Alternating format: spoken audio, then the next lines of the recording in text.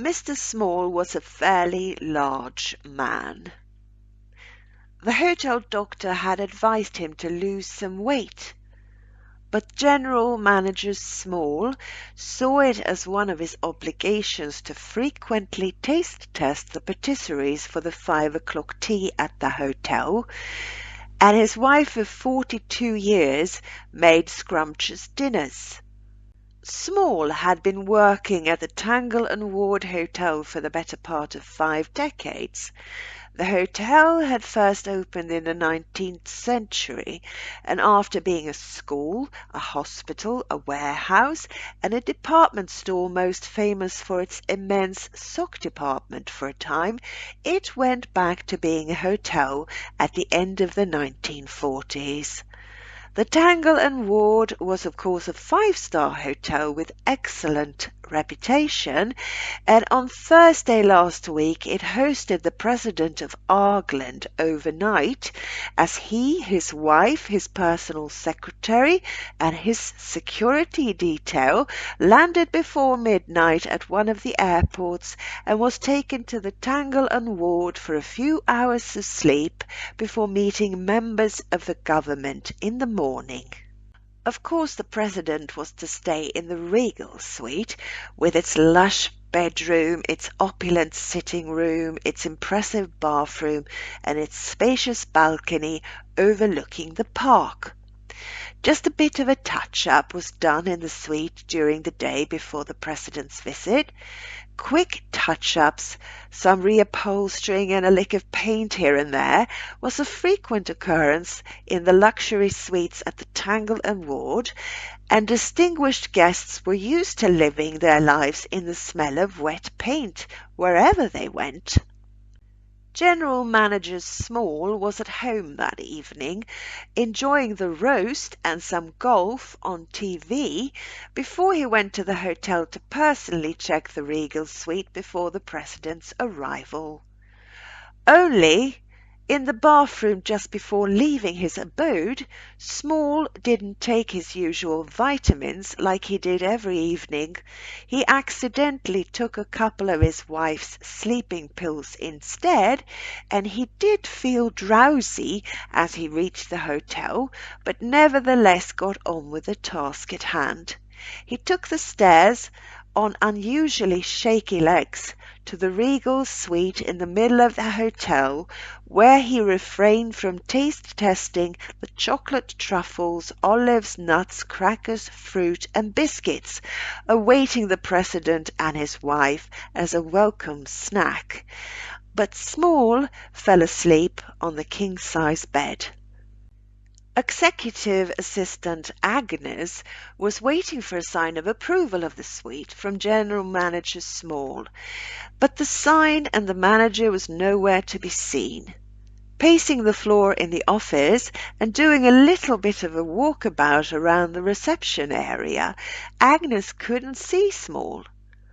The time was approaching 11 p.m. and the President was to arrive at about 30 minutes past midnight.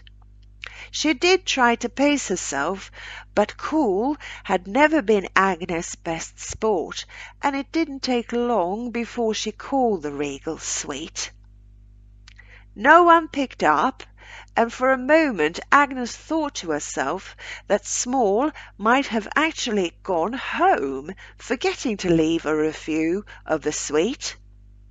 It would be uncharacteristic, but then so were many things that took place at a hotel. However, the situation was much worse than that. General Manager Small was snoring loudly in the glamorous suite that was to be the President of Asplund's home away from home within moments. Agnes discovered her boss on top of the bed, but wasn't able to wake him from his noisy nap. What followed after her attempts was an improvised list of ideas from herself, the operations manager, the maintenance supervisor, and several of the on-duty front-of-house staff. Small snored on through all sorts, from the smell of fresh coffee to the sound of heavy metal music from the large TV on the wall. Enrique from the cigar room blew a puff of smoke in the general manager's direction. Robert from the wellness center pinched a nerve in Small's hand that was supposed to make a person alert if nudged. And Jessie from the non-binary jazz trio down at the bar put the cymbals together the once near the sleeping chief. At one point, a maintenance technician was sent for and came to the room with a hand trolley. The idea was to try to get the snoring Small off the bed and out of the room, but the pleading squeaks from the interspring coils in the mattress as they attempted to move the heavy manager made the group in the room realize that a broken bed would be of no use to anyone. Although the rooms were well insulated and quite soundproof, the group decided to draw the line there as to not bother any other guests. To make things more interesting, the president of Asplund and his wife arrived at the hotel early, telling the baffled receptionist that they were very tired, having travelled and met people here and there on the globe for days. The couple turned down every gourmet meal on offer between their yawns. The president was just looking for a bed. "Oh, I don't mind at all," he said in broken English, very graciously between sighs. "Just give us a room to sleep in. We will be fine." This as the operations manager blushingly offered the leader whatever he wanted off the gourmet room service menu, as the suite wasn't quite ready yet. A tardiness that was unheard of for dignitaries, and certainly for dignitaries at the Tangle and Ward. And it really didn't matter how many times the receptionist checked. The only room available for the night was that room at the back of the hotel, the one on the slight landing halfway up the staircase between the 4th and 5th floor, a room to which they sometimes directed the most unruly or over-refreshed guests that were causing a scene or otherwise being difficult in the middle of the night. It was a room with a smaller bed, a narrow window facing a wall at close range, and a toilet and lavatory, but no huge bathtub with a separate shower exactly, like the Regal suite. There was of course no sitting room, and absolutely nowhere to sit except on the bed. "Please let us have it," said the president of Asplund. On the Friday, the management at the Tangle and Ward Hotel heard from the travel coordinator to the government, who stated briefly and dryly that the services of the famous five-star hotel would no longer be requested by their client. General Manager Small had woken in the small hours of the morning. He was disoriented at first, as he seemed to be in his formal day wear in a dark room that wasn't his own bedroom at home.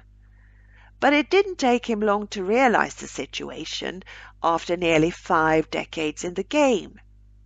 He was in the wrong place, and as he was, the president of Asplund and his wife were in the wrong place too. Small couldn't even guess where, looking at the time, which was 4 in the morning, and which was when he tucked in to taste testing the chocolate, truffles, olives, nuts, crackers, fruit and biscuits meant for the distinguished guests, the whereabouts of whom Small hoped that the staff had full control over, but he couldn't do much about at that hour. Small decided to wait until dawn, though he did wonder why heavy metal music was on the TV instead of golf. the sound was turned down, so he left it be. By 7 o'clock the snacks were eaten, and Small had had another snooze. He really had had no idea how comfortable the guests were in the luxury suites at the Tangle and Ward Hotel before testing one himself. Getting out onto the balcony overlooking the park, still woozy, he enjoyed the early morning air. A couple in the street below looked up at him.